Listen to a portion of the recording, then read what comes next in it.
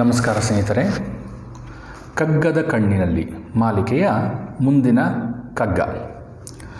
ಕೊಲೆಗಡಿಕನೆನಿಪ ಹುಲಿ ಸಲಹದೆ ಮರಿಗಳನ್ನು ಒಲುಮೆ ಕರುಳೊಡಗಿಹುದು ಪಗೆತನದ ಪೊಡೆಯೊಳ್ ನಲುಮೆಯನು ಹೊರಹೊಮ್ಮಿಸುವುದು ನರನುನ್ನತಿಗೆ ಒಲವಾತ್ಮ ವಿಸ್ತರಣ ಮಂಕುತಿಮ್ಮ.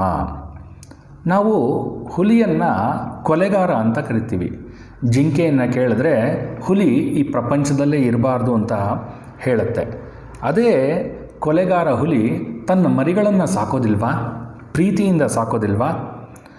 ಬೇರೆ ಪ್ರಾಣಿಗಳನ್ನು ಬೇಟೆಯಾಡಬೇಕಾದ್ರೆ ಆ ಹಗೆತನ ಹೊಟ್ಟೆಯಲ್ಲಿರುತ್ತೆ, ಆದರೆ ಕರುಳಿನಲ್ಲಿ ಪ್ರೀತಿ ಅನ್ನೋದು ಇರುತ್ತೆ.